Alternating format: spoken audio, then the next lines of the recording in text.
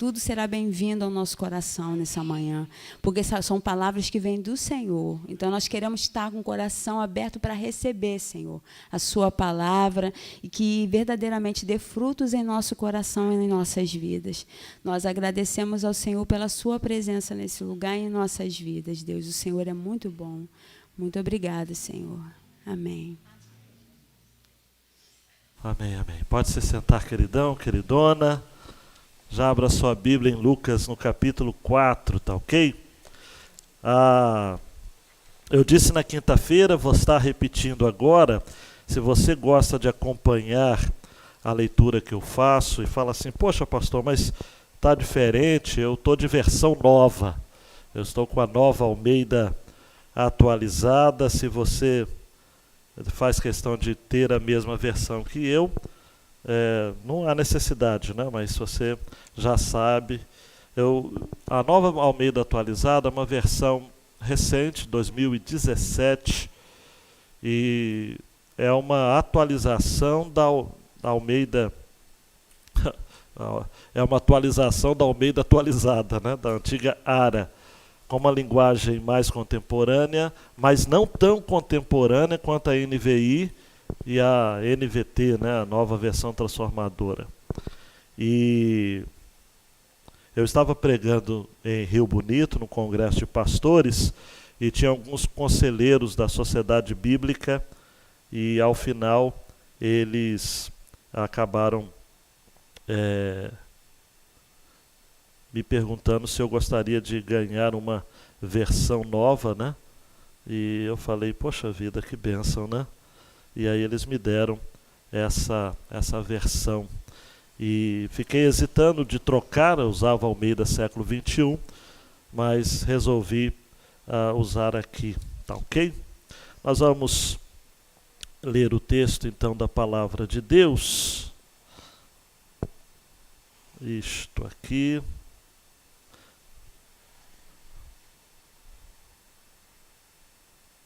Essa questão da tecnologia é uma bênção, não é? Deus permitiu que a Ordem dos Pastores Batistas do Brasil fizesse uma parceria com uma organização americana chamada Faith Life, e que produz aquele programa bíblico chamado Logos, não é?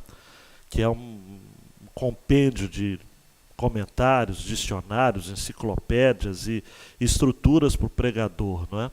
Sem essa parceria, eu só sonhava, né, quando ouvia falar desse super mega programa. E com essa parceria a coisa se tornou possível, e pela graça de Deus eu pude adquirir esse software.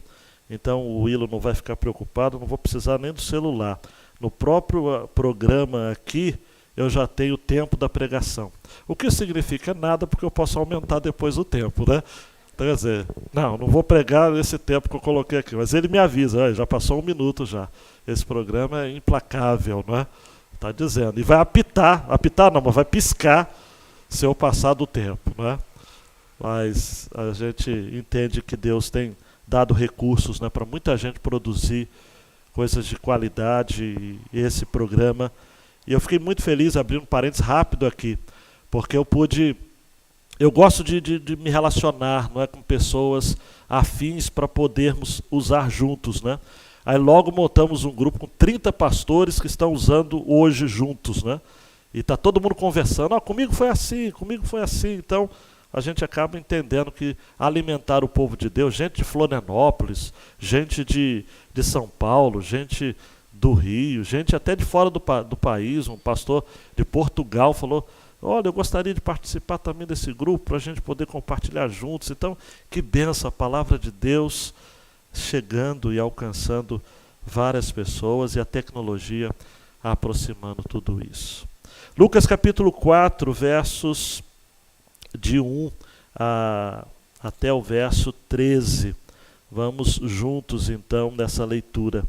Jesus, cheio do Espírito Santo, voltou do Jordão e foi guiado pelo mesmo Espírito no deserto durante 40 dias, sendo tentado pelo diabo. Nada comeu naqueles dias, ao fim dos quais teve fome. Então o diabo disse a Jesus: se você é o Filho de Deus, mande que esta pedra se transforme em pão. Mas Jesus lhe respondeu: está escrito, o ser humano não viverá só de pão. Então o diabo o levou para um lugar mais alto e num instante lhe mostrou todos os reinos do mundo. E disse: eu lhe darei todo este poder e a glória desses reinos, porque isso me foi entregue e posso dar a quem eu quiser. Portanto, se você me adorar, tudo isso será seu. Mas Jesus respondeu: está escrito, adore o Senhor seu Deus e preste culto somente a Ele. Então o diabo levou Jesus a Jerusalém, colocou-o sobre o pináculo do templo e disse: se você é o Filho de Deus, jogue-se daqui, porque está escrito, aos seus anjos ele dará ordens a seu respeito para que o guardem, e eles o sustentarão nas suas mãos, para que você não tropece em alguma pedra. Jesus respondeu ao diabo: também foi dito, não ponha à prova o Senhor seu Deus. Tendo concluído todas as tentações, o diabo afastou-se de Jesus até momento oportuno. Abaixa a cabeça, diga: Deus, eu preciso que o Senhor fale ao meu coração nesta palavra.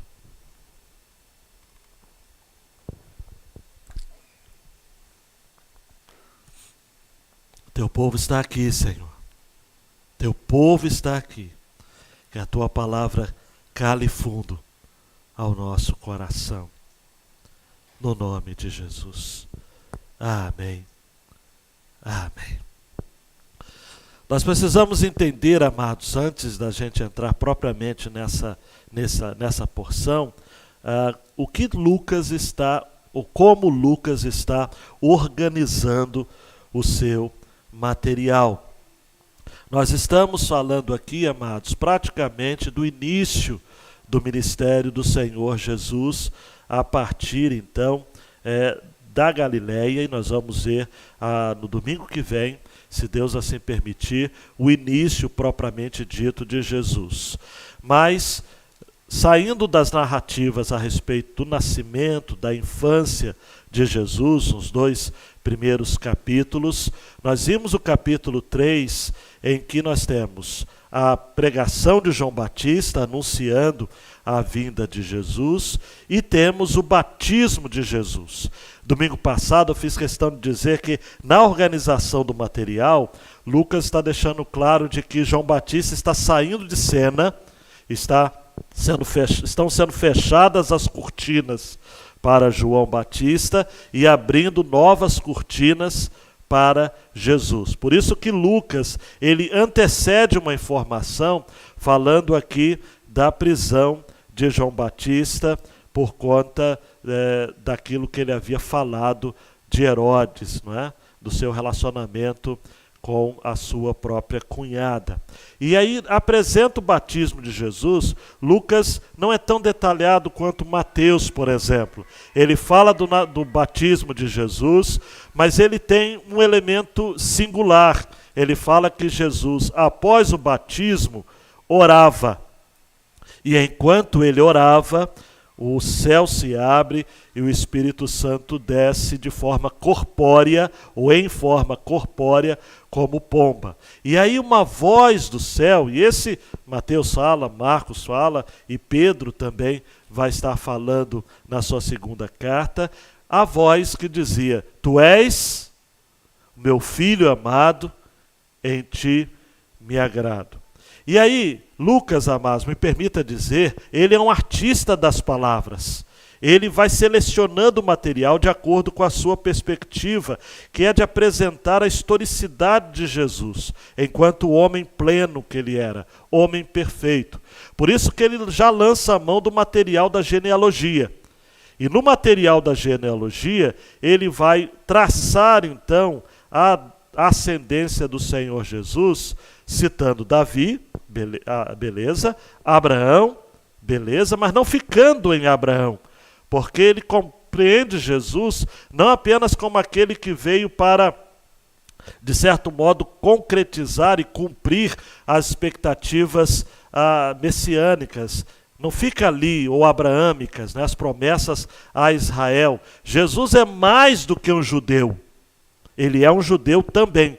Por isso que, abrindo parênteses, eu fico muito preocupado quando algumas igrejas enfatizam muito isso. Jesus, o Galileu está aqui, o Nazareno está aqui, o Jesus, o judeu, e algumas igrejas até pegam muito a sério essa questão de judeu, né? Então, bandeira de Israel no púlpito, o olhinho para poder ungir, a menorá, aquele candelabro, enfim. Mas Lucas ele fala o seguinte, não vamos ficar só até Abraão. Ele vai até Adão. E Adão até Deus, que o texto termina. Filho de Enos, filho de Sete, filho de Adão, filho de Deus. Então, assim como Adão era filho de Deus, Jesus era filho de Deus. E aí Lucas, então, vai estar imediatamente falando da tentação, onde é possível estabelecermos um paralelo aqui, tanto com Adão, Jesus e Adão, quanto de Jesus com o Filho de Deus corporativo, que é o povo de Israel.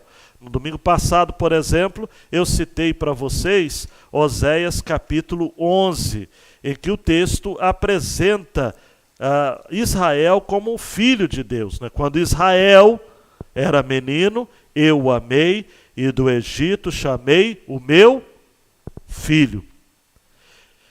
E aí Lucas coloca então e contrasta, Marcos também faz isso de maneira muito bela, não é? Mas ele fala o seguinte, olha como é essa questão da tentação. Vamos comparar com Adão primeiro, né? Adão foi tentado num jardim. Jesus foi tentado num deserto. Não é? Se você for comparar, eu não vou fazer isso agora, os testes a que Jesus passou são similares aos testes que Adão passou. A questão do desejo dos olhos, da concupiscência da carne e da soberba da vida, só para pegar carona nos itens que João vai dizer na sua carta, 1 João capítulo 2. Só que Adão fracassou e Jesus venceu. E Marcos ele dá um quê assim fantástico, ele fala que Jesus estava entre as feras e os anjos o serviam. Então, na tentação, Jesus estava entre as feras. E não fica pensando aqui em feras espirituais, não é fera mesmo, é animais ferozes. Mas Jesus, eu gosto dessa relação, amados, em meio às feras e os anjos o serviam. Não é isso que acontece conosco também, amados? Nós que estamos em Cristo, estamos no meio das feras. Lembra das feras aí que você tem que conviver? Mas nós temos os anjos nos servindo. E sobretudo, Salmo 91, o anjo do Senhor, né? Ele está conosco. Aquele que habita no esconderijo do Altíssimo, à sombra do Todo-Poderoso descansará. Darei ordens aos meus anjos a vosso respeito. Se a gente for fazer um paralelo com Israel, também. Jesus é tentado no deserto 40 dias. O povo de Israel perambulou pelo deserto 40 anos. Jesus foi tentado e resistiu até o fim, confiante, sempre citando a palavra de Deus para contrapor as investidas de Satanás. Israel falhou porque teve dúvida e murmurou durante a sua permanência no deserto. Você está tendo dúvida na sua caminhada? Está murmurando? Então você está fazendo como Israel. Aprenda nesta manhã a, como Jesus, manter o foco e o entendimento de que quem tem a palavra de Deus a seu favor não precisa de nada mais. Não precisa de pensamento positivo, não precisa de motivação outra, porque a palavra de Deus é a nossa principal defesa. Eu, quando escolhi a temática desta mensagem, para olhar esse texto como um drama, algo me veio na mente e como se eu dissesse para mim mesmo, explica direitinho isso. Quando eu falo de drama, eu não estou dizendo que é um drama no sentido de que não é uma realidade concreta. Eu só estou entendendo que Lucas ele faz a construção desse texto como se fosse uma grande peça teatral. Abertura, enredo e o final da peça ou do drama. Quem conhece um pouco o texto sabe que Mateus, por exemplo, ele teve uma preocupação cronológica. Lucas, a terceira tentação, ele coloca em segundo lugar.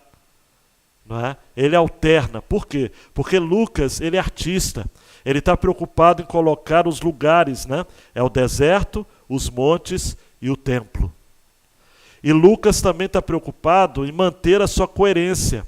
Por quê? Porque o livro que ele escreve começa no templo, com Zacarias servindo, e termina no templo com os discípulos aguardando a redenção de Israel, a volta, a vinda de Jesus com o seu poder, aguardando unânimes. Permanecei em Jerusalém até que do alto vocês sejam revestidos de poder. Então, para Lucas, o templo em Jerusalém é o ápice. Por isso que ele coloca Jesus no templo, no pináculo do templo, como a terceira e última tentação. A preocupação dele, repito, não é cronológica, mas ele é um artista, ele quer colocar realmente as coisas de acordo com o final que ele alcança e que ele deseja compartilhar. A grande ideia, João, desta passagem é, nos testes que somos submetidos por Deus, a nossa fé é amadurecida e os nossos valores são solidificados. Testes, amados. Ontem eu conversei com jovens justamente sobre os testes. E falamos de 10 testes que Deus, ao longo da nossa vida, nos submete. Não é? Foi um tempo realmente muito interessante. Nós temos aqui diante de teste. As palavras tentação, teste, provação, no original, tanto grego quanto hebraico, é a mesma palavra. Só em português que a gente tem essa distinção. No Antigo Testamento, toda vez que aparece essa palavra para teste, provação e tentação, é sempre para o nosso bem, é sempre Deus fazendo algo para a gente. Só no Novo Testamento que a gente vai ter uma variação acerca do propósito do teste e da tentação. Se o propósito é para edificação, para o crescimento e para o amadurecimento, esse teste e provação vem de Deus e é para o nosso bem. Louvado seja o nome do Senhor. Agora, não use a palavra tentação no que diz respeito à queda, ou prevendo a queda, ou planejando a queda, como sendo vindo de Deus. Tiago vai dizer, ninguém diga, eu sou tentado por Deus, porque Deus a ninguém tenta para o mal. Deus a ninguém tenta para o mal. Então, se eu e você somos crentes em Cristo Jesus, e Deus está nos guiando em meio ao deserto, enfrentando testes e tentações e provações, Ele quer o nosso amadurecimento. E Ele quer que os nossos valores sejam solidificados. Aí quer ver uma curiosidade mais, Alfredinho? Deus pode pegar as tentações do diabo e convergir em provações visando o nosso crescimento. E Ele faz isso. E aí eu concordo, eu tenho que concordar mesmo, né, com Paulo, que vai dizer que Ele faz com que todas as coisas cooperem para o bem. Sabe por quê, Ronaldo? O diabo, ele não é onisciente. Então ele manda uma tentação para você, para Lu, para Cara, e fala o seguinte: eu vou acabar com ele. E ele não sabe do nosso potencial em Deus. Ele não sabe da nossa piedade em Deus. Ele não visita o quarto secreto do nosso coração. Ele não tem acesso à câmara mais íntima da nossa comunhão com Deus. Então ele pensa que está nos derrubando. E Deus está dizendo: eu estou fazendo ele crescer. Eu estou amadurecendo ele. E o diabo pensa que está nos derrubando, e ele está sendo o diabo de Deus, usando a expressão de Martinho Lutero. O diabo é o diabo de Deus. Porque quanto mais o diabo nos azucrina, mais a gente amadurece, cresce com potência, e a gente diz: Deus, obrigado porque o Senhor é comigo. O que eu não quero, Deus, é desistir. O que eu não quero é voltar ao Egito. O que eu não quero, me permita a expressão grosseira, irmão Israel, eu não quero é voltar para o chiqueiro de onde eu vim. Isso eu não posso. Voltar com lama, não. Ou na lama, né? Não dá. Absolutamente. Então, João Marcos, me ajuda aí na tela. É uma peça, né? Eu nem sou tão assíduo assim ao teatro, mas eu estabeleci essa relação. Vamos à abertura. A abertura do drama, né? As cortinas se abrem, o pessoal fica atento. Versículos 1 e 2. Jesus cheio do Espírito Santo. Isso é único em Lucas, tá ok? Essa expressão cheio do Espírito Santo voltou do Jordão. Por quê? Porque ele quer fazer aqui um contraponto, amados, ao batismo de Jesus, que foi onde? No Rio Jordão. Gente, é interessante, né? Para onde você foi depois do seu batismo? Faz aí um remember, rapidinho aí. Teve gente que depois do batismo foi para casa comemorar com a família. Outros almoçaram aqui com a gente. Que saudade, né? Quando a gente tinha almoço na igreja. Então a pessoa batizava e a gente tinha um almoço de comunhão. Você foi para um lugar alegre, sim ou não? Depois do batismo, é sua festa. Quantos aqui foram batizados há 30 anos? Levante a mão, ou mais de 30. Eu conheço a idade. Assim, você é velho pra caramba, assim. A irmã ali também.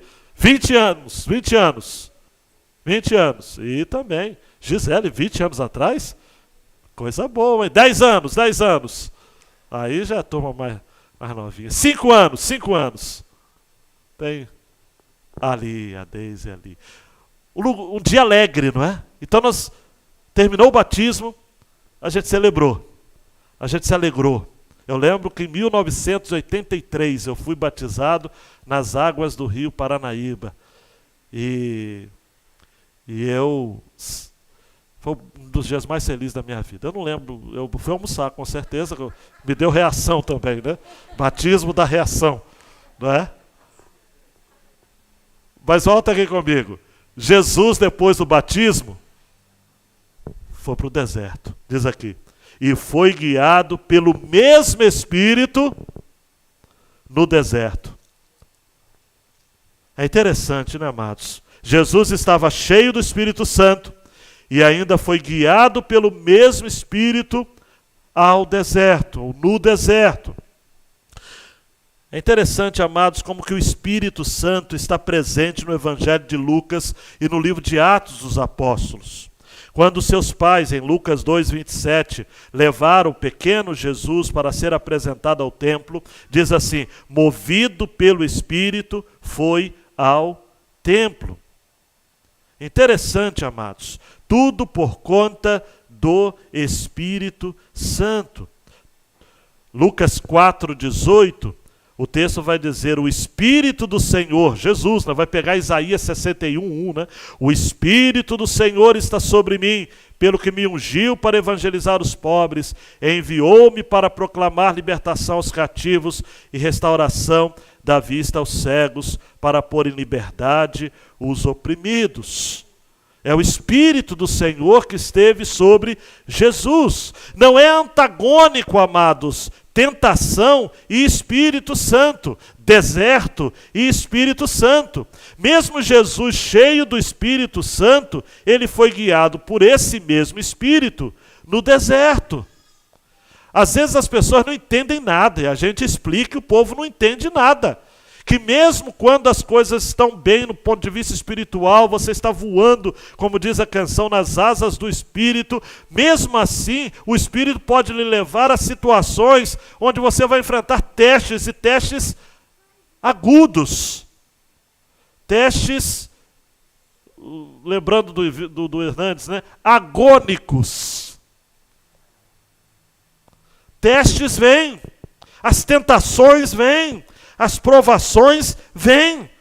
Mas o que eu e você precisamos nos segurar? Receba essa palavra aí, 1 Coríntios 10, 13. Não vos sobreveio nenhuma tentação que não fosse humana, mas Deus é fiel e não permitirá que sejamos tentados além das nossas forças. Aleluia. Pelo contrário, juntamente com a tentação, olha o bônus, amados, da tentação. Juntamente com a tentação vos proverá livramento, de sorte que a possais suportar. Você pode dizer amém? Amém. As tentações vêm, amados, e nenhuma é somente humana.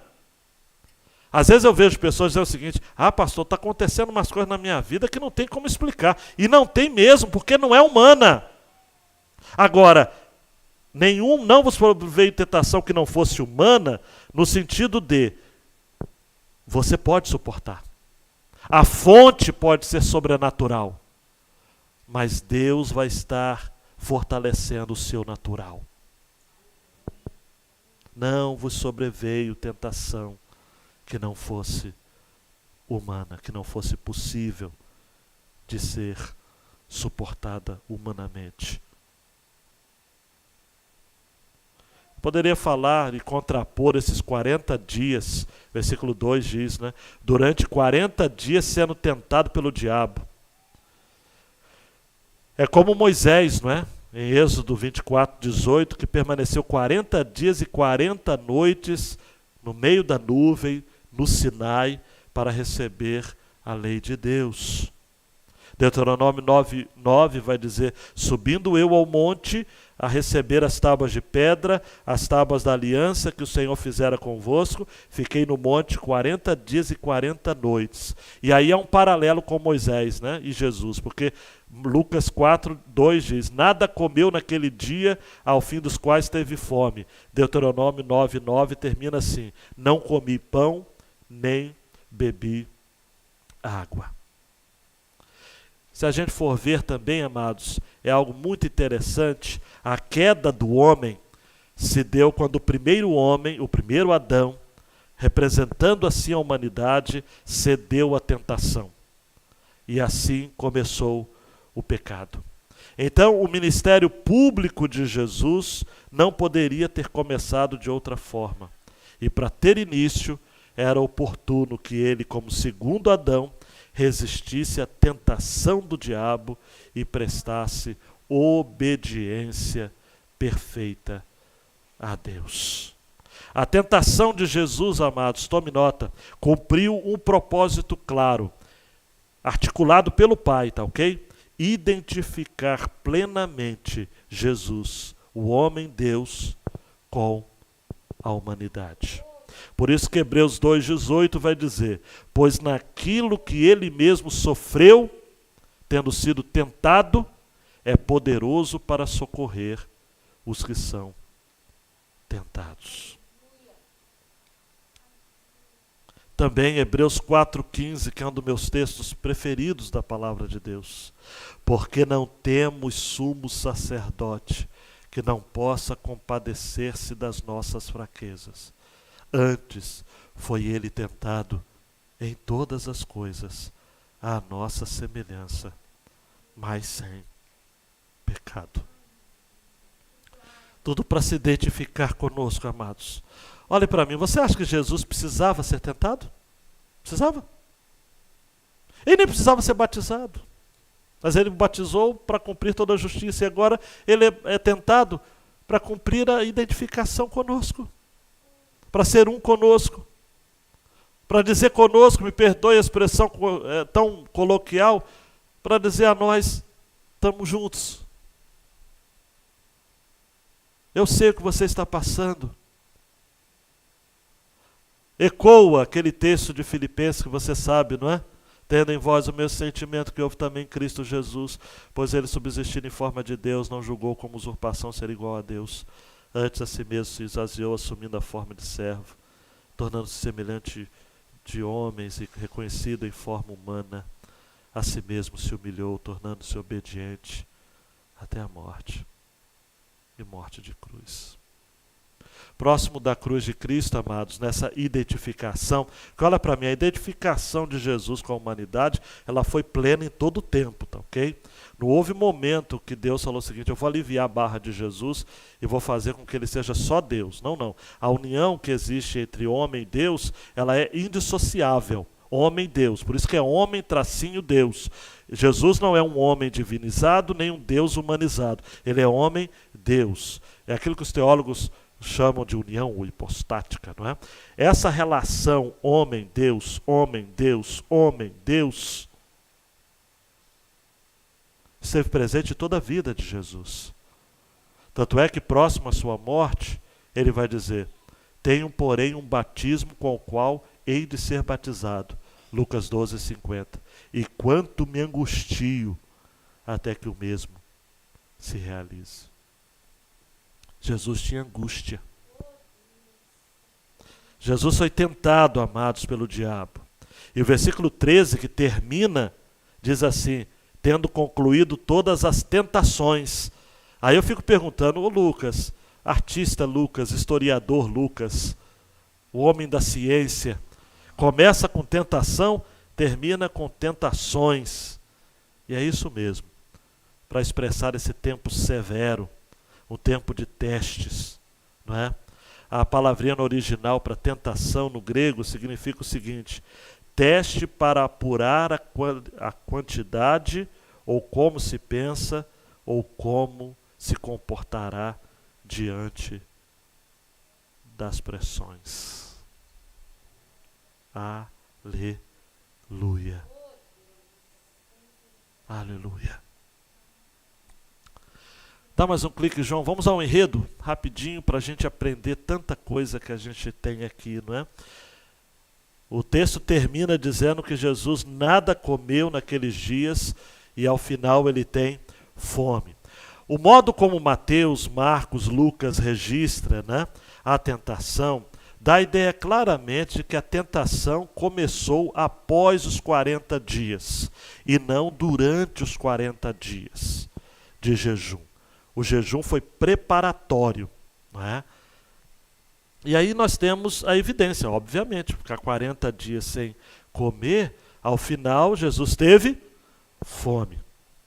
E aí nesse enredo há uma construção aqui. Você vai encontrar essa expressão padrão: se você é o Filho de Deus, no verso 3 e no verso 9. Os outros também, Mateus, principalmente Mateus, né, que é um texto bem paralelo, bem correspondente, vai dizer. Por quê? Porque olha para mim, eu não disse na longa introdução que eu fiz, de que no batismo, qual foi o que a voz vinda do céu, do próprio Pai, disse para Jesus? Quem está ligado pode falar comigo. Tu és meu filho amado, em quem tenho prazer, ou em quem me comprazo. E aí Satanás, logo de início, no versículo 3, vai dizer assim: se você é o Filho de Deus, mande que esta pedra se transforme em pão. Aí mais uma singularidade de Lucas, né? Porque Mateus vai dizer que estas pedras se transformem em pães. Não há conflito nenhum. Lucas só está sendo mais estilístico, específico. É como se Satanás, Eduardo, pegasse uma pedra e no deserto, já tive no deserto lá no Chile, deserto do Atacama, vamos imaginar que seja a mesma coisa, pedras em forma de pão, né? Talvez o diabo tenha pego aquela pedra e tenha dito: se tu és, eu ouvi Jesus. Vamos imaginar o diabo falando. Eu ouvi a voz do céu, porque o diabo está atento, né? Você é filho amado, não é? Você está no coração do Pai, né? Pede que, manda, nem pede, né? Manda que esta pedra aqui se transforme em pão?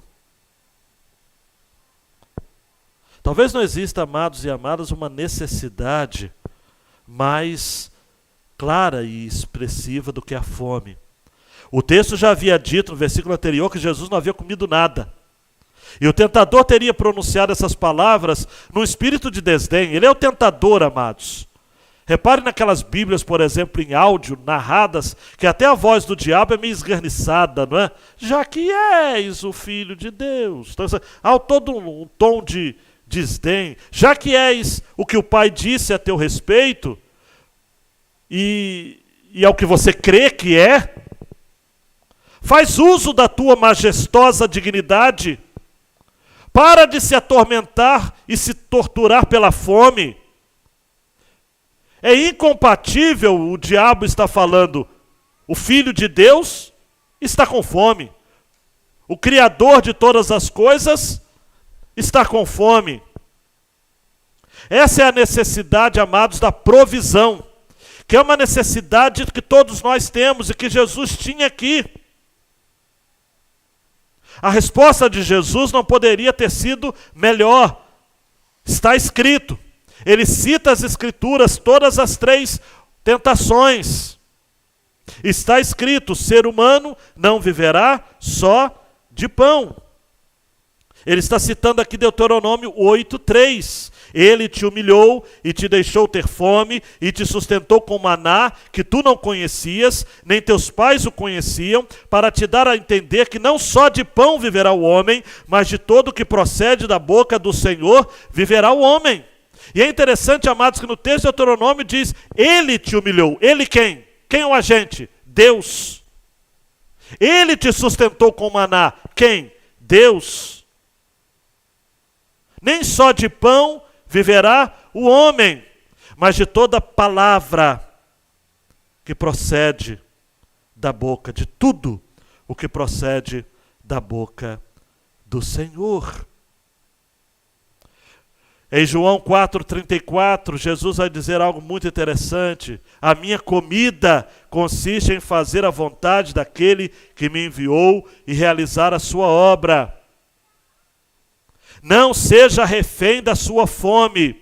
Jesus não foi escravo de uma necessidade que é própria, a necessidade de provisão, porque para Jesus fazer a vontade de Deus o saciava plenamente. Ele estava com fome. Preste atenção para você não falar, mas Jesus é fácil, ele é Deus, ele nem estava com fome. Estava, o texto é claro, dizer, ao fim dos quais teve fome. Era uma necessidade real. Essa foi uma tentação real. Mas Jesus conseguiu colocar a perspectiva de provisão em um nível, em um patamar que Satanás jamais iria alcançar. Quem nos provê é o Senhor. Quem tem a palavra de Deus a seu favor pode enfrentar, sim, momentos de escassez, de fome. Pode faltar água, faltar alimento, faltar mantimento. O que não pode faltar é a palavra de Deus na nossa vida. Não pode, amados. Regina, soube, lendo alguma coisa sobre o livro de Esther, que é um livro que eu estou aquecendo meu coração, que Hitler proibiu claramente em editos na Alemanha, ao seu tempo, que fosse proibido ler o livro de Esther. Se alguém fosse pego nos campos de concentração lendo o livro de Esther, seria sumariamente executado. Por quê? Porque o livro de Esther é um livro de libertação pela palavra. Nem tem o nome Deus, mas tem a ação de Deus ali o tempo todo. Olhe para mim, você precisa de Deus mais do que o pão. Nem só de pão, também de pão, né? Mas nem só de pão viverá o homem. Segunda tentação, versículo 5. Aí que há a mudança aqui de estilo de Lucas. Então o diabo o levou para um lugar mais alto e num instante lhe mostrou todos os reinos do mundo. Amados, se Satanás pode mostrar num instante todos os reinos do mundo, imagine o Criador, hein? Imagine como que a criação não foi, não é? E ele disse: eu lhe darei todo este poder e a glória desses reinos, porque isso me foi entregue e posso dar a quem eu quiser. Portanto, se você me adorar, tudo isso será seu. Esta tentação, ela tem causado muitas polêmicas, desnecessárias, eu julgo, mas eu tenho que lhes explicar, não é? Alguns perguntam o seguinte: foi uma visão? Né? Como que o diabo leva Jesus para um lugar mais alto e de repente, num instante, foi o que? Um holograma? Foi uma imagem? Uma visão? Uma visagem? O que foi? Né? Num instante mostrou todos os reinos do mundo, né? Roma, aqueles reinos bárbaros, todos os poderes, mostrou até os Estados Unidos, a Europa como um todo, todos os reinos. E outra questão que o pessoal fala o seguinte, é como que Satanás pode dizer, eu lhe darei aquilo que já me foi entregue? Não é? Até que ponto Satanás tem influência sobre os reinos do mundo? Ah, brincadeira, se você pensar assim, você está muito desatualizado, hein? Que Satanás tem influência sobre os reinos do mundo, só se você, nem se você for criança, você deixa de crer. Então, há aqui um exagero diabólico no sentido de que ele não tem todo o poder, porque todo o poder pertence a Jesus, mas ele tem influência sobre os reinos do mundo. E ele diz que foi dado a ele, porque a primeira carta de João vai dizer que o mundo jaz no maligno. E Apocalipse vai dizer mais tarde que o reino passou a ser do Senhor Jesus. Então, há sim um elemento de poder e de poder concedido, limitado, como eu já disse, mas há. Mas o coração dessa tentação é Jesus ser tentado a adorar a Satanás para ter algum tipo de poder. Essa é a tentação da necessidade do poder, ou a necessidade de ter controle sobre as coisas que vão acontecer. Olha para mim, talvez eu tenha falado algo aqui que lhe pegou, né? Controle, poder. Talvez você tenha sido tentado todos os dias, esteja sendo, para ter algum tipo de controle sobre o tempo, sobre as estações. Cuidado. Pergunta-se, foi ele levado realmente a esse lugar elevado ou se fez numa visão? Calvino diz, o fato de que se acrescente que todos os reinos do mundo foram exibidos aos olhos de Cristo, no momento, concorda melhor com a ideia de uma visão do que com qualquer outra teoria. Num tema que é incerto e em que a ignorância não ocasiona risco, Calvino disse, penso ser melhor suspender meu juízo do que tentar oferecer às pessoas contenciosas um motivo para o debate. Eu vou ficar com Calvino, né? Há a possibilidade de ter sido uma visão, mas não vamos brigar por conta disso. Fato é, amados, que com o ministério de Jesus, Satanás foi destituído, sim, Senhor. João 12:31 vai dizer, chegou o momento de ser julgado este mundo e agora o seu príncipe será expulso. É verdade. Lugar mais alto. Satanás tenta Jesus em um lugar mais alto. Mas ao final do ministério de Jesus, quando ele vence na cruz do Calvário, ele vai estar no lugar ainda mais alto. Quando vai dizer em Mateus 28:18, toda autoridade me foi dada no céu e na terra. E também, quando Apocalipse 11:15, nós encontramos, o sétimo anjo tocou a trombeta e houve no céu grandes vozes dizendo, o reino do mundo se tornou de nosso Senhor e do seu Cristo, e ele reinará pelos séculos dos séculos. E outro texto que eu vou citar, é um outro texto que tem sido razões de brigas, divisões, infelizmente até hoje, é Apocalipse 20:2-3. Ele segurou o dragão, Jesus, né? A antiga serpente, que é o diabo, Satanás, e o prendeu por 1000 anos. Lançou-o no abismo, fechou-o, pôs selo sobre ele, para que não mais enganasse as nações até se completarem os 1000 anos. Depois disso é necessário que ele seja solto pouco tempo.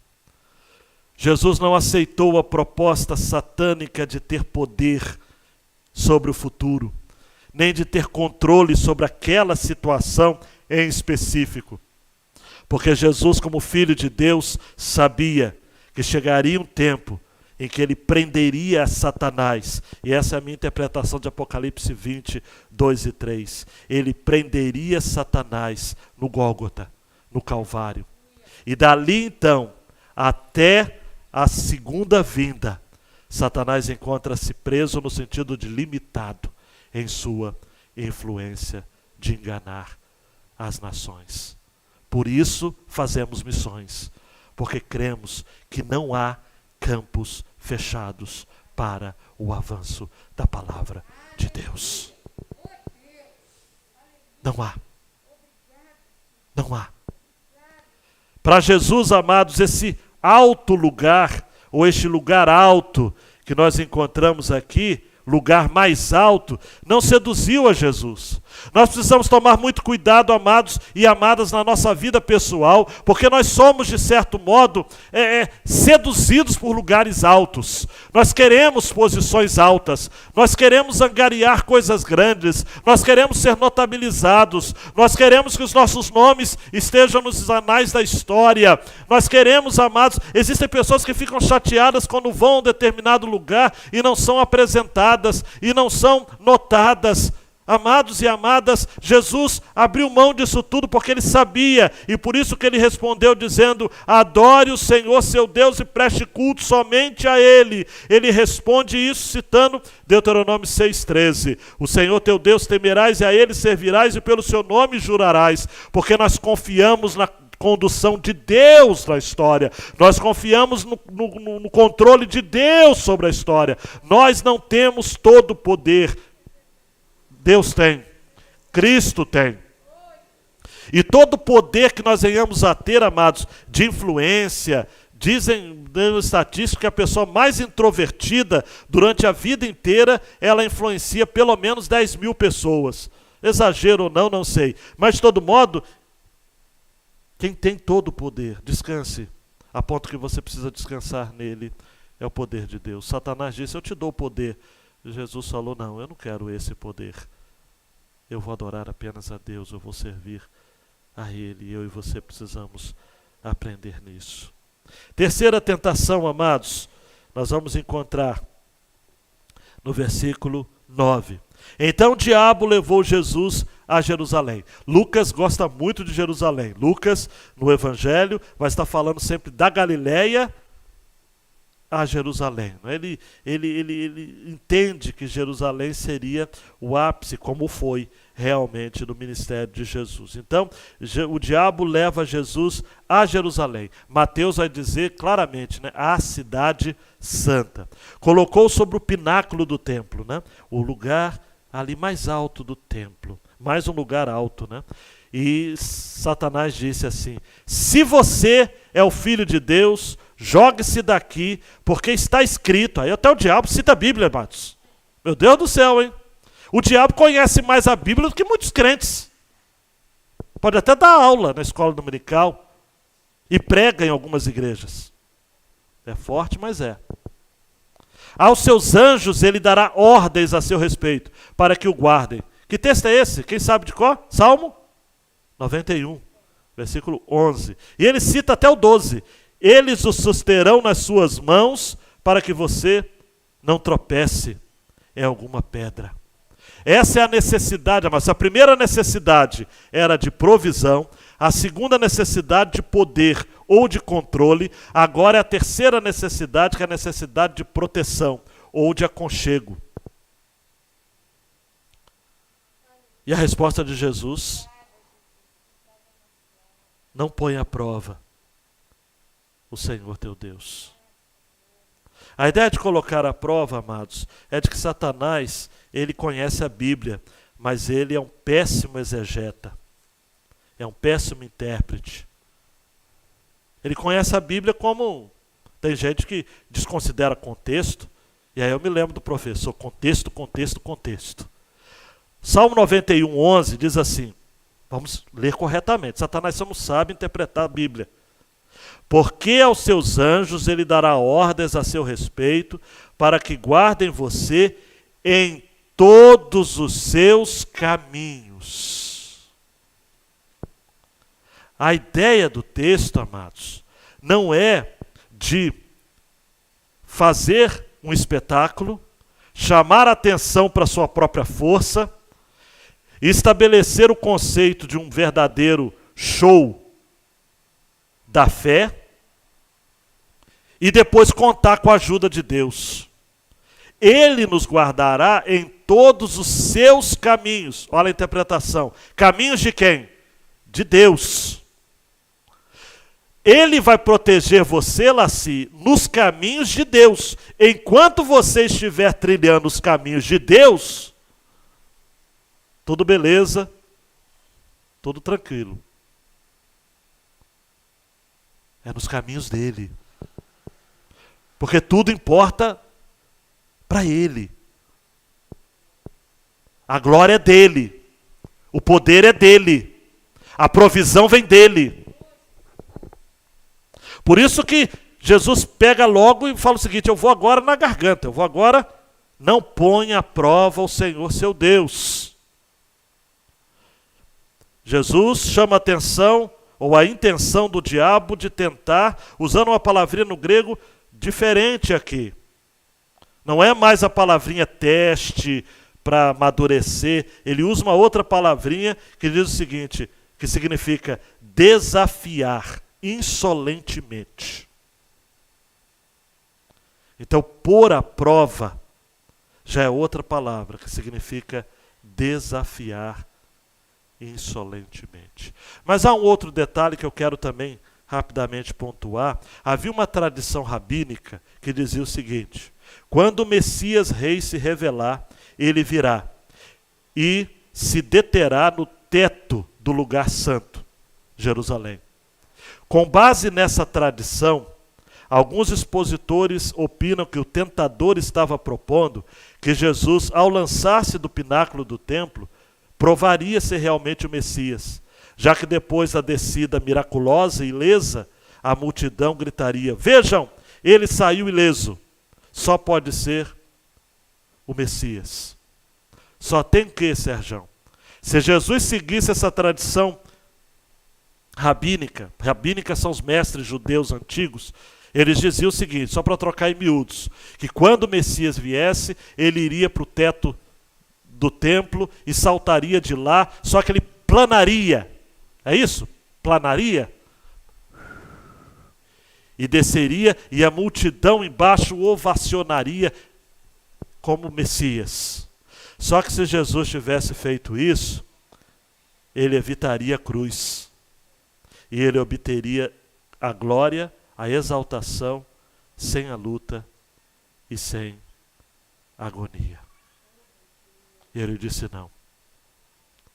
Eu tenho um outro caminho. Eu tenho uma outra história. O final do enredo, amados, é claro, tendo concluído todas as tentações, o diabo afastou-se de Jesus. Aí você fala, amém, aleluia, amém, né? Até momento oportuno. Que momento oportuno é esse? Alguns comentaristas falam que esse momento oportuno, até Lucas 22, 3, quando Satanás entra em Judas e Judas o trai. Alguns comentaristas seguem essa linha. Eu, modéstia à parte, sigo que esse momento oportuno foi até o próximo segundo.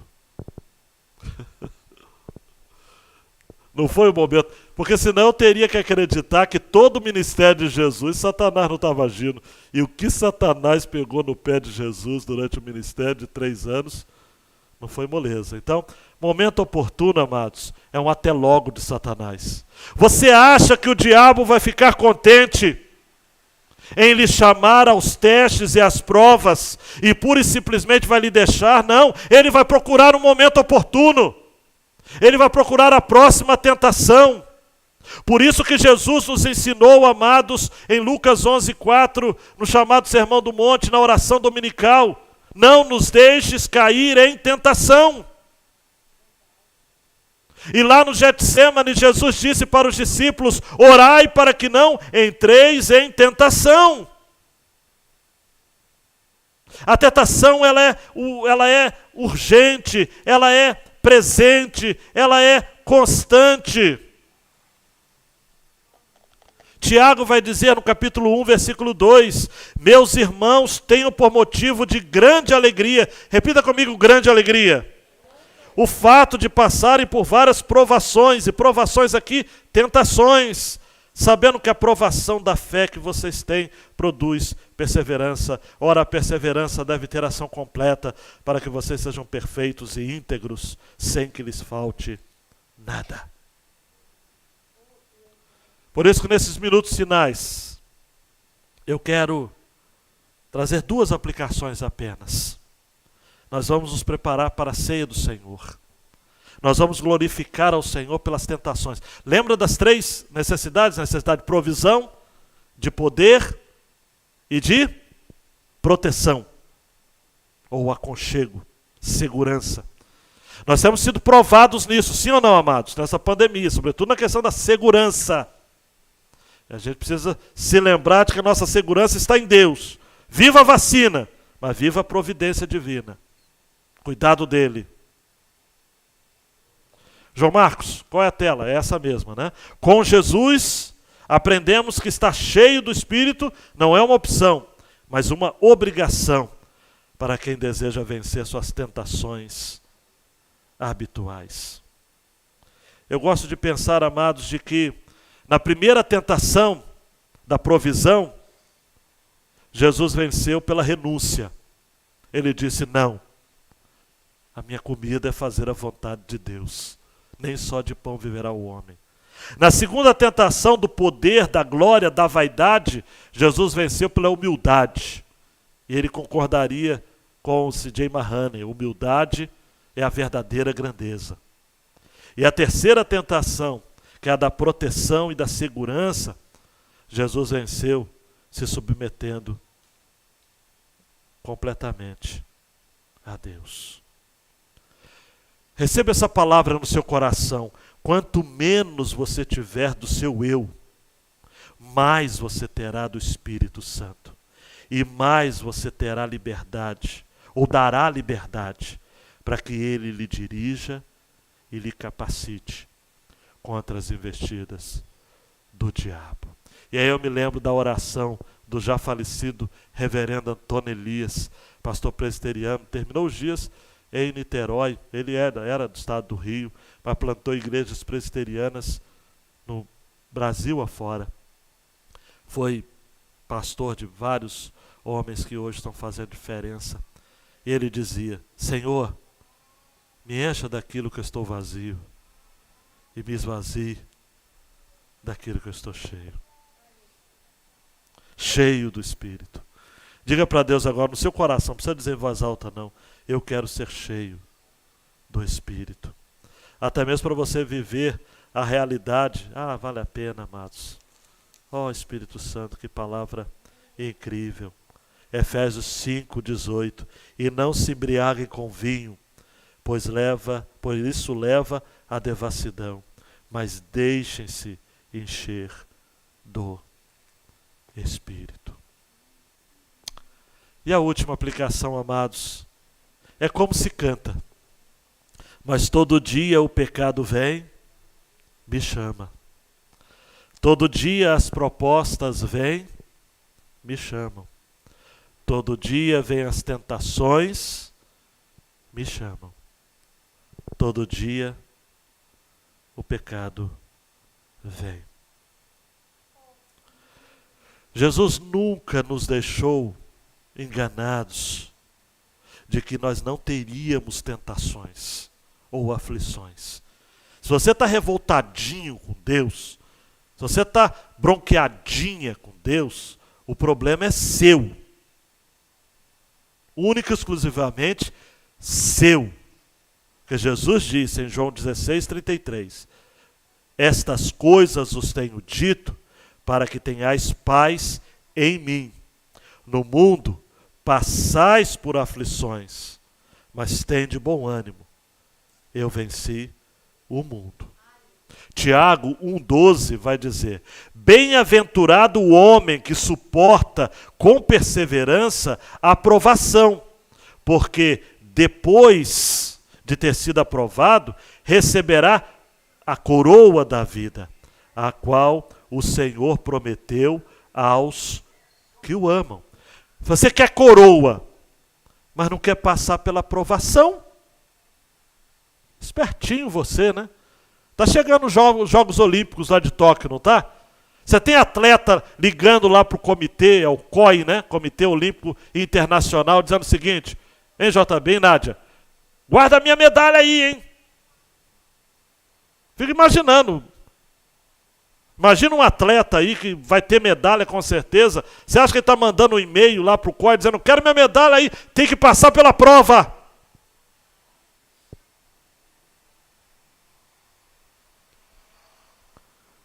Apocalipse 2,10. Ser fiel até a morte.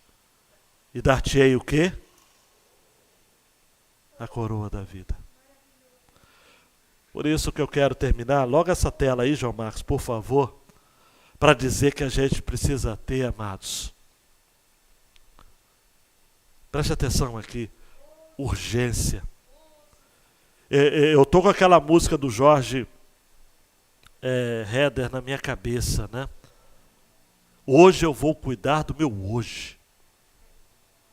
Porque amanhã eu sei que Deus vai cuidar. Negócio é viver o hoje, Sérgio. Negócio é viver o hoje, Juninho. A gente não sabe, amados. Então, tem que viver hoje. Eu vou no culto hoje, eu vou ler a Bíblia hoje, eu vou amar meu filho hoje, eu vou ser fiel hoje, eu vou vigiar hoje. Para terminar uma historiazinha muito legal, diz que 3 demôniozinhos, aprendizes, vieram para fazer um estágio aqui na Terra. Hein, Silene? Um estágio. E eles falaram com Satanás, então, o cara maior ali, o maioral dos demônios, e cada um falava dos planos para tentar e arruinar os homens. O primeiro falou, eu lhes direi que não há um Deus. Aí Satanás falou, isso não vai enganar, porque eles sabem que há um Deus. O outro diz assim, eu já sei, eu vou dizer que não há inferno. Satanás diz, você não vai enganar. Os homens já sabem que há um inferno para o pecado.